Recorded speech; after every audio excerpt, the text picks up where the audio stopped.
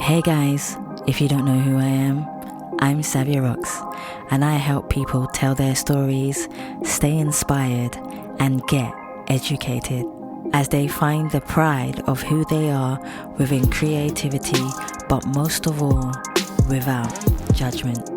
Join us as we talk about You really want to leave a legacy, do something for mankind. Do something that's going to benefit not just your children, everyone else's children. I think our job as humans is to become the person we were born and peel away the cultural stuff that was given to us, the trauma, like peel away the stuff that changed us or that was thrown on us or made us small or made us go off track. The biggest thing I've always found is when people think they know so much, then they start knowing so little. And I'm making the right choice, and I'm showing up for myself, and I'm showing up for what matters in life. Sometimes I think that trauma doesn't always have to be a bad thing. I think trauma can help you make choices in your life that turn something that started bad into something beautiful. So guys, welcome to season 7 of the Us People podcast with Savia Rocks. What's going on, everyone? My name is Tyrone, and it's been an absolute pleasure speaking to the Us People podcast. I thoroughly enjoyed this chat. It's been brilliant to talk about my experience and creative process, and just having a really great conversation as well with a great host. So yeah, I appreciate it once again, and yeah, lock in and tune in.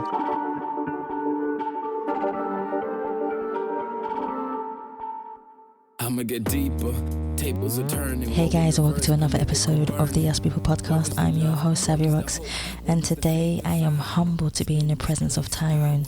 Tyrone is a writer, director, creative producer, and the co-founder of the Wright Brothers Entertainment. Tyrone, I want to thank you so much for taking your time to come on the Us People podcast. How are you? Yeah, no, thank you for having me firstly. And yeah, no, I'm good. Thank you. How are you doing? I'm well. I'm really good. And even from our conversation, even before we started recording, I can tell that this is going to be a beautiful conversation between two people who are just creative and believe in what they do. So thank you so much for coming on the show even before we begin. Yeah, no, all good, man. All good. I'm looking forward to it. I've been looking forward to it. So yeah. Thank you so much. So Tyrone, I want to get into who you are. So I'm going to ask, can you tell me a bit about yourself, your background, where you grew up, and how that influenced you to be the person who you are today? Yeah, so I grew up I've always grown up in London. I was born in London, and I spent a few years of my childhood in Manchester, but predominantly like London has been my existence, specifically South London. And, you know, growing up in different environments around South London, you know, someone like estates and social housing and, you know, all of that plays a part in who I became and some of the things that I went through. But one thing that I can say is that I've always had like a vivid and wild imagination. Like I'd always like be creative. I was able to like just think of crazy stories or crazy scenarios. I was always able to, you know, like have characters in my head. I just was always quite vivid with like the way that I would describe things or just do things in it. It was just like, it was almost something that I hid at first because it was quite quirky and that wasn't cool, you know, initially when you're younger. But as I kind of got older and, you know, I realized that, you know, I was getting more interested in the arts and into that kind of stuff, that kind of naturally came out and naturally started to develop organically as I, maneuvered what that looked like. I'm going to get into my next question for you, Tyrone, which is, can you define yourself as a person? But who do you see when you look in the mirror? But on the flip side of that question, has there ever been a time where you have looked in the mirror and not recognized the person staring back at you? How did you manage to go, or how did you manage to come back or be the person that you wanted to, where you felt like you was in the place where you didn't feel like you were the person that you wanted to be, to becoming the person that you wanted to be, who you felt had purpose?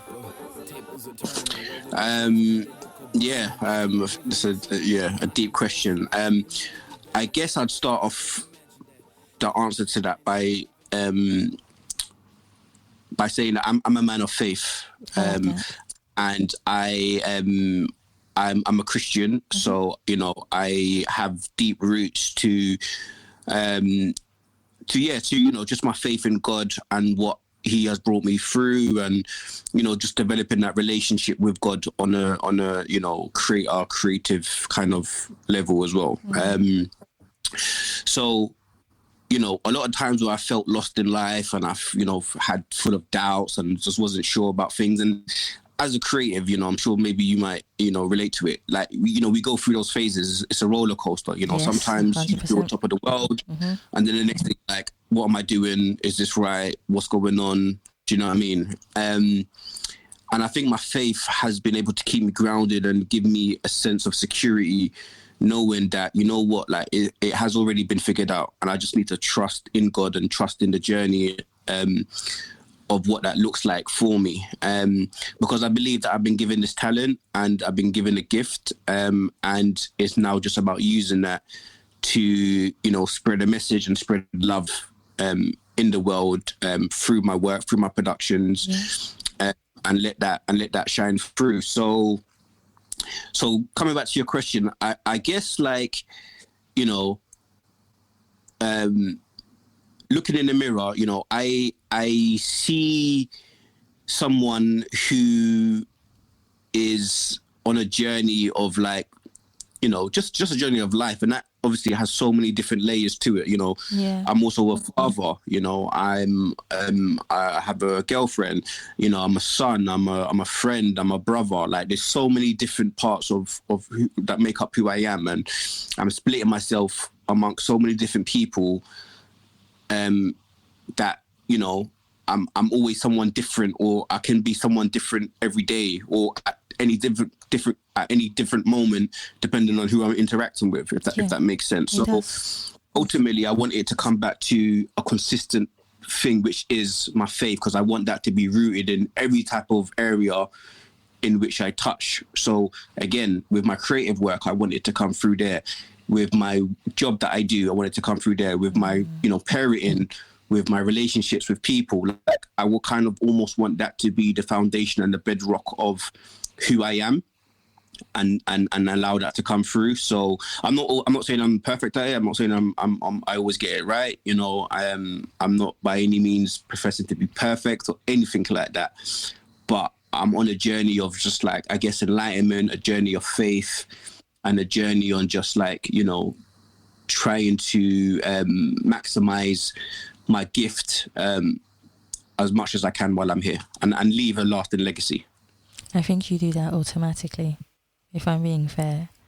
I think every day is a legacy, and I'm sure we'll have this conversation, but I find that every day that we live is a legacy, because who we talk to, who people to talk to us, they live or leave a legacy within us with the words that they say. So every day I find is a legacy within us, and we're always learning, which makes us evolve. And I know that they say every 7 years we evolve, so we evolve from the 7 years, and then whatever we do in those 7 years, we evolve and evolve and evolve until we naturally just grow, which is a beautiful thing to be able to do within itself, Tyrone. So my next question for you is, how did everything start for you when it came to do theatre? Because you could have picked anything in your life, and I literally mean anything, because there are so many things in the world that resonate with us. It doesn't mean that we just have one talent.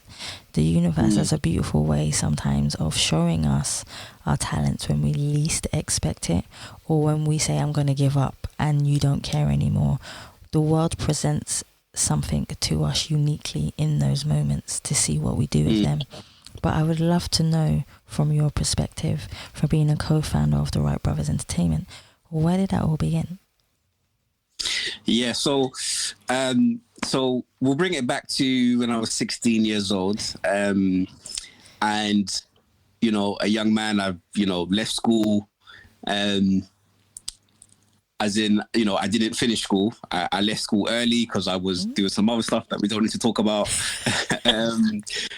And I had got myself into some trouble. Like I said, I grew up in South London, average South London black boy, got himself into some trouble. and fortunately, I was given a chance of avoiding to go to jail, basically. And I was on, I had a court case coming up. And when I was in the probation period before my court case, my probation worker was effectively saying that if you are doing something, it's less likely that the judge will sentence you because you can demonstrate that you're doing something with yourself. Because at the time I wasn't working, I wasn't, like I said, I left school. I was just, I wasn't doing anything. So I thought, okay, cool, let me try to find a course that I could get onto. Yeah. And this is where we start talking about fate and talking about destiny. I don't know about all that, but I do think there is some alignment there. Because when I went to, there was a place called Connections that used to be in Brixton. I know what you're talking about, yeah. People used to go there. Do you know? I don't know if you remember it. I do, yeah. Yeah. And I remember going in there, and they would help you, they would help young people look for jobs or courses or things like that. And I remember I walked into there and I spoke to a lady, can't remember her name, but I remember speaking to a lady and saying, look, I need to find a course. I just need to get onto a course, like anything. And this was like late September by this time. So a lot of courses and a lot of colleges were already filled up. Yes. But I remember her being so determined to find me a course. I remember we probably at least an hour she was on calling up different colleges and just be like, hey, do you have any availability on any courses in your college? Eventually she called up Merton College and they had a performing arts course, and I was just like, yeah, why not? Do you know what I mean? I was like, why not? I could do performing arts. Like I said, I've always been quite quirky in a sense of I've always been imagination, using my imagination and acting out different characters. So I felt like, okay, cool, yeah, I could do that. So it was part of that. And also, again, like I needed the course. So I was happy to do anything really and truly. And I just needed, for me, it was just, going to that court case, going to that hearing and then be able to say, I'm in full-time education. Do you know what I mean? And, whether I would have ended up doing, I don't know, geography or history or whatever the case may be, and I would have dropped out, I felt like this was where I was supposed to be, because actually, even doing the course, I fell in love with it. I really enjoyed it, performing arts, it kind of pushed me, allowed me to be more comfortable and, started to who am I? Away from whatever persona that I built up previously, actually, there's a creative child here and, I don't need to be, you go through that phase in adolescence of who am I? What's my identity? You have all those questions in it, but performing arts allowed me to explore that. I finished that at 18. And then if we fast forward a couple of years to when I was 21, I was working part-time. And I remember I got invited to a youth drama group called Real Drama. And they used to operate on a Monday evening. And I remember I never used to work on Mondays. I was just working part-time. So when my friend called me and says, do you want to come to this theatre group? I was like, yeah, cool, why not? Again, I've come from that. I've done that already. Do you know what I mean? So again, being young and cocky and theatre is not performance, do you know what I mean? But actually going to it and again, really finding that and coming back to performing arts, theatre, it again, I just felt like that's just where I was supposed to be. And then, since then, just kind of, been rocking with it, I suppose. So, so that's kind of like the origins of how it all came about. See, this is the thing, you interact. When I was looking at your website, I saw, the interactions of people, their laughter, the love of what you do. And it intrigues me because when you're, the most wonderful thing about being a creative person is the whole production, the writing, getting the story right, knowing the right people to cast for this story in order for you to put that on a stage. So I'm going to break down all these things with you today so we can have this conversation, because there are so many people in the world who I've had conversations with who want to understand theatre, who want to understand why you yourself love the fact of the creativity within theatre. So Tyrone, could you break down for me, first of all, we'll go through it in stages. So the first part I'm going to ask you is knowing that you have something special when it comes to being a producer, a co-founder, knowing when to cast people and knowing what to write that you feel is relevant and that will make the people in the stage who are watching feel the same passion and emotions that you're feeling. Yeah, do you know what? My answer to that has always been the same. I've always, for me as a creative, as a writer, producer, but I guess specifically as a writer, I write shows that I would want to watch. Makes sense. So I would write something and and it's important to have like good counsel around you, like, hey, what do you think of this idea? What do you think of this script? Yes. And have people, of course, I think it's good to do that, especially if they're, they've got professional experience or, they're good at what they do or you trust their judgment. I think it's important, but ultimately I trust myself now anyways, enough to say, you know what, I believe in my ideas, and every time I've had an idea and I've put it on and I've written it, it has proven to be quite successful. Or it's been a hit in the sense of like people's really enjoyed it, right? But it all comes back to the same thing. This is a show that I would want to watch. I'm writing it in the way that I would like. So, when you're watching your favorite series on Netflix or whatever, and we try to predict what we think is going to happen, right? And we have like an idea of where we think the story's going to go or the character's going to react, etc. And part of that is just like, I guess, how maybe we would tell that story if we was obviously writing it or producing it. And I think for me, this is the story that I want to tell. This is how I want to do it. So when my character reaches a crossroads, in some people's head, they might go left, but actually I want my character to go right. Yes. And I'm going to go right.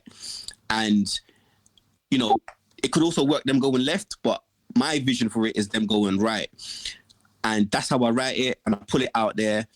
And, I've just been fortunate enough that people's really liked and enjoyed the stories that I do. But it literally is as simple as, this is just a show that I would want to watch, and this is how I would want that story to be told, and that's how I write it. Do you know what I mean? And people like it. It's been well, but everyone's always going to have, I guess, feedback. Everyone's going to have a different vision of it. People's going to have their thoughts, and that's great. I think that's even a good thing, really, that you can open up that discussion. But yeah, ultimately it's just like, well, this is just a vision. This is the type of show that I would want to pay to go and watch. Yes. So I'm going to write that show. That's, literally as simple as that. No, that's enough. Honestly, let's talk about casting, because say, for example, you're writing a script for someone, you're writing a script for a theatre play, for example. How do you know when you have the right person for that character to be in the play? It's a good question. I haven't yet written a show with a particular actor or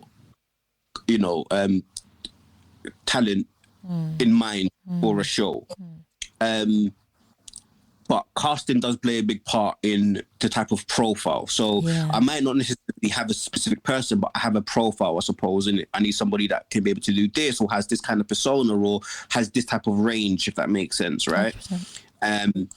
And I know who I think would work in this role rather than someone specific. So yeah, I think, I'm very open to it, to like seeing the different variations of what it can be. And that's just part of the casting. When we put out a casting call and we send the character briefs and we send the size and we do auditions, it's a good opportunity to actually see what people bring. Do you know what I mean? Like, what's your interpretation of what, of what this is? What does that look like? Because actually, as much as I have a very specific vision in mind for my story and for my characters, it's always quite interesting to see how somebody else interprets it. Yeah. And in some cases, I'm like, you know what? Actually, I really like that. I didn't think about that. I didn't consider that. But actually, that works really, really well. And yeah, I think I want to go with that. So yeah. That makes sense to me. That makes a lot. This is why I like asking these questions, because so many other people want to know these answers and they don't know the answers to this. So it's always nice to have another person's perspective, because sometimes we have to look at things from a bird's eye view to understand them.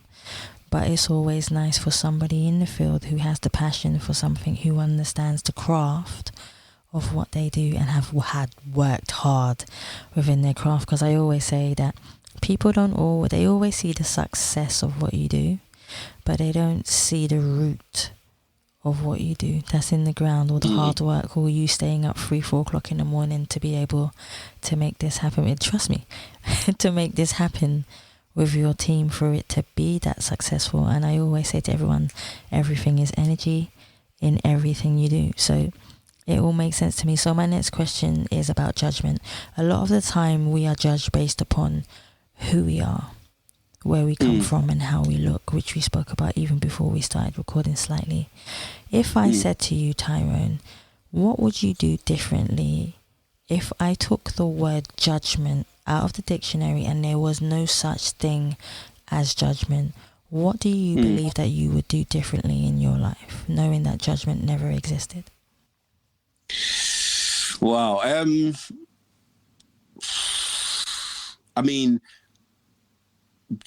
without judgment is a sense of liberation, I suppose, right? I understand it. Because we're not...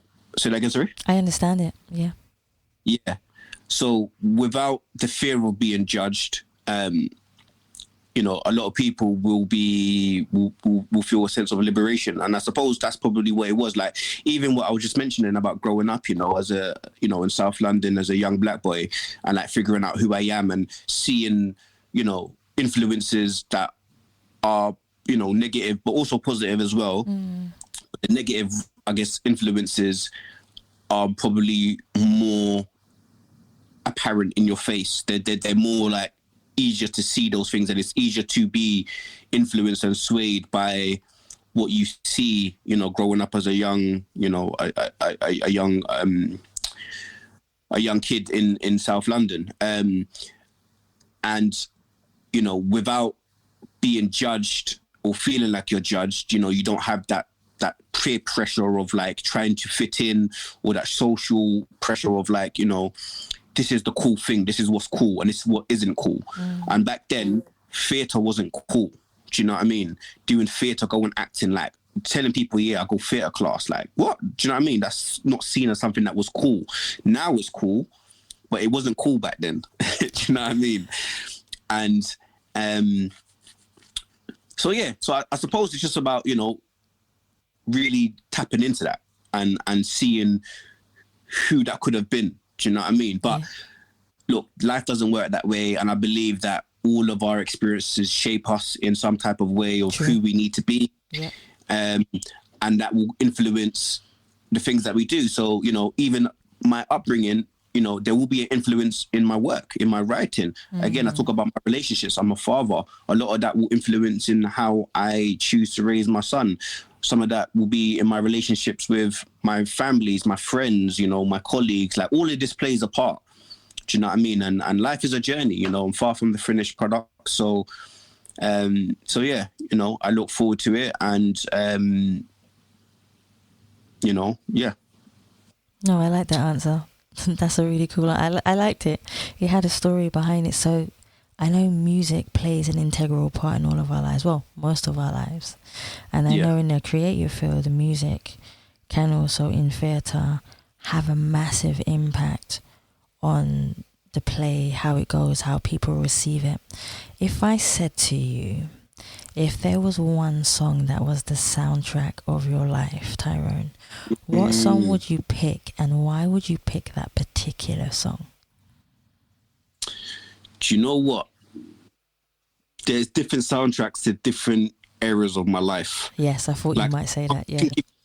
Now, but that's based in this period, but there's been different songs throughout different ones. I don't know what song I would pick right now that will sum up everything. I mean, I suppose I could. Like I said, I'm you know, I'm a Christian. I'm a man of faith. So I would definitely pick like a gospel song. I would say like CeCe Williams. I can't remember the name of the song now, but I think it's So Good or something like that. But there's a song like that from CeCe Williams that I feel like the lyrics really touch home, and it's a song that I put on that just makes me feel uplifted and encourages me, especially on the days where I feel quite low and demotivated. But yeah, like I said, I think there's been different songs that has shaped my, there's been songs that shaped my childhood. I was a big R&B lover, love my old school R&B. Yeah. I'm talking Joe, Genuine, Love Child, Soul Child, sorry. So many different artists growing up that I used to listen to. And then even rap, D Block was one of my favorite rap groups growing up. I used to always listen to D Block's albums, especially Jadakiss. He's like one of my favorite rappers of all time. So everything has played a part, really. And it just all depends on, I guess the mood that I'm in, that I kind of want to listen to. Like even now, like UK rap, over the past 5-10 years, where UK rap has really, become a lot more mainstream. True. I listen to a lot of UK music and a lot of UK rap. Like Potter Paper is one of my favorite rappers. Nine's one of my favorite UK rappers. Dave as well, in particular. I think he's brilliant. So yeah. I couldn't give you one single song, but if I was to, then I would probably say the CeCe Williams one. So Good. I think that's the name. I like that. So, what are you most proud of as an individual that you stand for?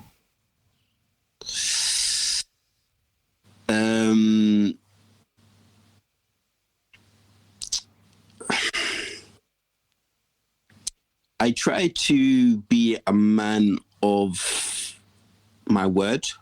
I like that. Yeah. I think there's a lot of integrity in like being or saying what you're going to do.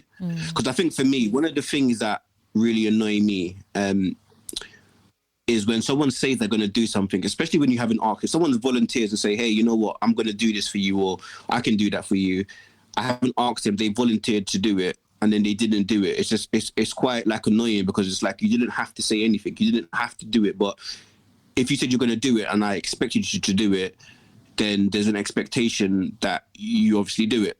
And then for whatever reason, you're unable to do it. It's just like, okay, cool. Do you know what I mean? And I don't ever want to be that person. So, I try to be, as best as my ability and what I can control. If I say I'm going to do something, then I do it. So I think, that is something which, I take a pride in, which is why I don't just commit to everything or anything, like, because when I do say something, I want it to actually carry weight and to be a person of integrity as well. Do you know what I mean? Where people can say, Tyrone says Tyrone is this, or do you know what I mean? I'm not perfect. I'm not saying anything like that, but as much as people might want to say a lot of other things about me, what they will say is that, but you know what, Tyrone is this person, or Tyrone says, if Tyrone says he's going to do this thing, he's going to, do you know what I mean? Like, I want, there's got to be something consistent amidst whatever negative stuff they want to say as well. Does that make sense? Yeah, it does. It does. You're a person who holds their integrity close to their heart. And when you say you're going to do something, or something needs to be done by you, you'll do it 120%, not just 100%. So that's integrity right there, and resilience. So you're a man of your word, like you said. You keep your word. And that is like keeping a promise. If you promise something, you keep the promise. Yeah.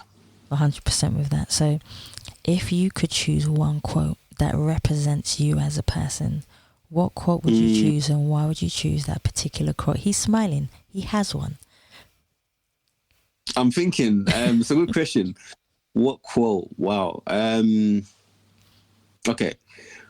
Our gift, our talent is a gift from God. And our gift from God is how we use that talent. I like that. let me say that again. I think, did I say it correctly? So our talents are a gift from God, and our gift back to God is how we use that talent. So I guess in this case, it is like, well, in my example, is, I believe he's given me the gift of storytelling, and it's just about me using that storytelling to glorify him, but to also just to actually use it. Do you know what I mean? And people's been with so many different gifts. Some people can sing, some people can dance, some people can draw.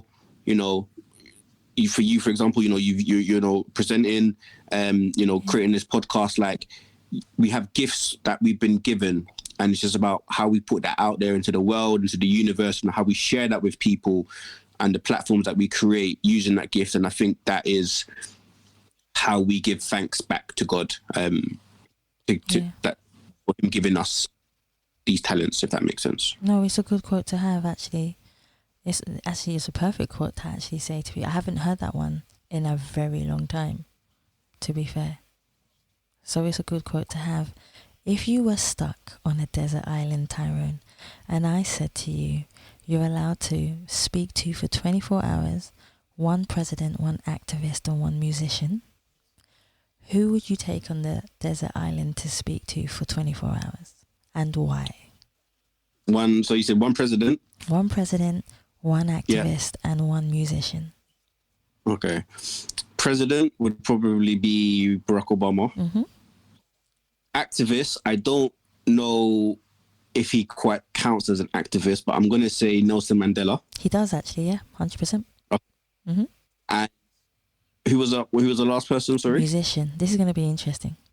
Musician, I'm going to say Bob Marley. Oh, that will be a night. Could you imagine? Yeah. That's yeah. I think those would probably be my answers. You'll all learn from each other. Yeah. 100%. It'd be very insightful. Yeah. Especially like more history, upbringing, and yeah, just hearing their stories and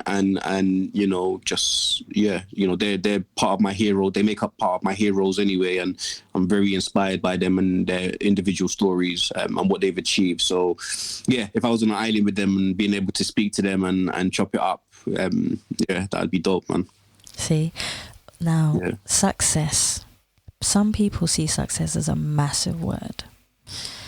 When you break it down, success can actually be defined in small things that mean a lot to you as an individual. For example, success can be defined by you just waking up in the morning to see another day, fighting cancer, passing your driving test, going to college, not being in trouble, as we all have been in our lives at some point. So for me, the question is to you, Tyrone, what does success mean to you, and how do you define it yourself? So even talking about Bob Marley, right? I saw a clip from an interview that he did, and the interviewer asked him if he's rich, and his response was, "Rich in what way?" Yes, I remember this. Yeah, have you seen it? Yeah, and he was just like, "Are you money?" And I remember, and Bob Marley's response was, "Money makes you rich." Do you know what I mean? I remember. Something like, I think I'm paraphrasing, but effectively what he was saying is that he's rich and he's wealthy in so much different ways. Yes. Not defined solely by money. And I would say the same thing. Like, don't get me wrong, money makes the world go round. We all got bills to pay. We want to obviously all live a nice, comfortable life, right? And money helps to do that. But ultimately, Bob Marley obviously passed away, a long time ago. But in 2026, we're still talking about Bob Marley. Exactly. We're still talking. We're talking about him. We listened to him. He had his film that come out not too long ago. He's still very relevant today. So whether he was a millionaire, whether he was, financially rich when he was alive, ultimately today, his richness is showing through in his music, in what he stood for, and how he has inspired not just the people of Jamaica, where he's from, but globally and the impact that he's had, you know, that is richness. That's legacy. That is success. Yeah. So, you know, not saying I'm, you know, going to be anywhere close to, you know, being a Bob Marley, but you that never would know be, what's around the corner for you, Tyrone. Say that again? You never know what's around the corner for you. You never do know, but I'm just saying, like, you know, without even like knowing what's around the corner, like that would be, you know, having that type of impact is what I would define as successful. Do you know what I mean? Like, whether the financial ever matches up with the impact, I want the impact to outlast me, because like I said, he's passed away. I don't know how long ago he passed away, but I know it's been a very, very long time, but we're still talking about him. And if in 20 years time, 30 years time, 40 years time, people's talking about, yeah, you know, back in 2026, Tyrone put on the show, or, you know, Wright Brothers did this production, and oh my gosh, do you know what I mean? That is just what, you can't put a price on that. What do you mean? Do you know what I mean? I actually like that. No, I love that. What do you believe stands in your way from having complete happiness? It's an interesting question. My own ideas of what happiness is. Oh, what are your ideas of what happiness is? I'm intrigued. Well, this is the thing. I need to get rid of, like, I have to take away what I think happiness is, because if I put happiness in something, I'm going to be defined and limited to that something until I hit that something, right? That's a great answer. Case in point, you know, if I buy a house, okay, when I buy a house, so that is the goal, right? That now becomes the benchmark, innit? And my happiness is in that. So if I never hit that, I will never be happy. I will never be grateful. I will never be, you know, I'm going to live a miserable or unhappy life because I haven't got this particular thing. But also, when I do get it, am I now suddenly fulfilled? Am I now suddenly happy? Or does that sense of, okay, well, what's next? And this is what it is. So I don't want to have any preconceptions about what's happy. At least the happiness is the journey. It isn't the destination. It's the journey. It's stopping, smelling the flowers, and enjoying the here and the now, and appreciating where I am every day, giving thanks, appreciating the relationships that I have, the people around me, and the things that I'm doing. I'm not saying I'm there and I'm perfect at it. Don't get me wrong. And this is why I'm saying, like, to answer your question, it's like getting rid of those thoughts or getting rid of whatever I think is going to make me happy. No, this is happiness now. Happiness needs to be in the moment, not a thing or a place that I think I need to get to. And it's definitely easier said than done. Don't get me wrong. But I need to like retrain my mind and rethink and not tie it to anything, because you know, you're always going to be £1 short. If money is the thing, you're always going to be £1 short of happiness. Do you know what I mean? And I don't really want to put it into anything. So yeah, hopefully, I think. You definitely answered it. What was, I should say, the earliest experience where you realized the power of language, or the language had power? I'm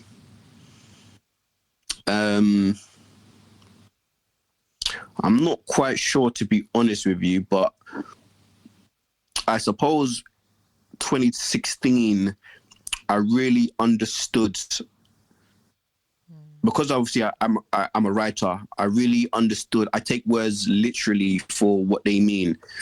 I really understood the power of the English language and how it's used, but also how it's no longer used, in the sense of, like, if I say something, I'm taking it for the literal definition, not what people interpretate the word to be anymore. And that's what makes conversations quite difficult, especially today, because it's like, if I'm using a particular word, I wish I could give you an example, but I can't think of anything particular right now. But like, if I'm having a conversation with you about something specific and I'm saying something in a very specific way, I'm not trying to say anything else. I'm saying exactly what I mean. But if now it's just like, if you say something, you almost mean something else, and it's like, well, no, the English language is very clear on what words mean, and I use it in this intended form, not in what has been, you know, slang or misinterpreted or misused. So, yeah. No, that makes perfect sense. I understand that. And that's why language is powerful. Words are powerful. And it's not what you say, it's how you say it that gives a reaction from another person. And that's where we see another person's emotions. So my next question for you is, what is the best advice that you believe you have ever received from someone that has helped you in your life? One of the best pieces of advice, and this wasn't even to me directly, I was part of a group, but Angie Lamar, do you know? Yeah, I do. You know? Yeah. Lamar, yeah. A brilliant, screenwriter. I know she's a comedian as well, but she also writes and she puts on plays. And I actually remember auditioning for one of her plays many, many years ago. And there was probably about, I don't know, no more than 10 of us in the audition room. It was like a audition workshop. And there's about 10 of us. And I remember her saying something so profound that I almost changed the course of like my creative direction, really. Because like I said, I was auditioning to be part of her show in terms of from an actor's perspective. But she said something like, man, I don't want to misquote her, but effectively she said, there's a lot more power in the pen, or something like that, basically, in it, like, as in tell your own stories, create your own opportunities, really. And she said it in a very particular way. I can't remember, but I think it was like, you know, there's a lot of power in the pen, or, you know, writing your stories. And I remember sitting there thinking, like, okay, wow, yeah, defo. And then I didn't get the role in her production. But actually, it was just like, you know what? I'm going to actually write something that I can put myself in. Yeah. Do you know what I mean? And that was where it was. Do you know what I mean? So, yeah, I remember that having a big impact on like how I even started to write and you know, just wanting to write and getting into that side of things, as opposed to just a purely performing art side of it, the acting side of it. That makes sense. It does make sense. So I've only got 2 more for you, but this one is, when was the last time, Tyrone, that you remember feeling totally at peace with yourself?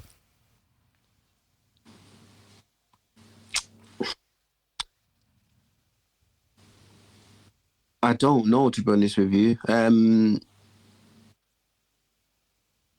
think I'm still on that journey, if I'm honest with you. No, I like that. I like your honesty. I think I'm still on that journey. And this is what, you know, going back to your earlier question about like success and like I need to unlearn a lot of things. I need to unlearn and relearn a lot of things about peace and happiness and all of that. You know, what does that look like? And yeah, it's a journey. So yeah, I don't have an answer for you, unfortunately, but I'm on a journey and hopefully I will have an answer for you next time we catch up. Definitely. I'm looking forward to that. So before I have the pleasure of saying thank you for coming on the show, I would love for people to be able to find you, go and see your theatre, go and see you guys, support you guys in what you do. Please let us know where we can find you. Yeah, sure. So you can find me on Instagram. My personal Instagram is one take Ty. So that's one as in ONE, take Ty _. And my company, Wright Brothers Entertainment, the Instagram handle is Wright with a W, so WRIGHT, Bros Ents. And yeah, you'll see all the details for our brand new theatre show, Always the Bridesmaid, Never the Bride, which is a romantic comedy. And that will be showing at Theatre Peckham from the 14th to the 16th of May. See, I love that, guys. Go and support. I was on the website. Go on the website. It's easy to navigate and get onto. So, Tyrone, from me to you, I want to say thank you so much for taking your time to come on the podcast, for sharing your story, authentically, organically, but most of all than anything else, just being yourself. I appreciate you, and I know the guests are going to appreciate you, so thank you so much. Yeah, no, thank you as well. Like, I think it's a brilliant platform to be able to come on and I think your questions were great as well. So thank you for the platform and the opportunity to be able to speak in this way. Do you know what I mean? And some very good questions which I will take away and continue to think about over the next couple of days. So yeah, I appreciate it. Thank you. You're more than welcome. And this is where I say, guys, I want to thank you so much for listening to the Us People podcast. And please remember, you can subscribe and leave us a review on Spotify, iTunes, Google Play, or any other platform that you prefer listening to. You can also go on the Savia Rocks website or the Us People podcast website, where you don't just have to listen to the most recent episode of the Us People podcast. There are over 300 episodes for you to listen to, but find one that resonates with you, that will help you to go on your journey of life, or just for you to get educated, or just for you to feel uplifted. There is something for everyone. And this is where I say the most important part is thank you so much for listening, guys. Stay happy, stay positive, and as always, please continue to be kind to one another. Take care. I'ma get deeper, tables are turning, world in reverse, political burning. Where is the love? Where is the hope? Where is the faith inside? It's been misplaced, power being misguided, manipulation used for both sides, unjustified violence. You living it up in your kingdom, where you're using the misguide that wants to do your killing. You should be in front line, seeing the pain, taking the blame, seeing the souls that been lost and flown away. Where's the truth?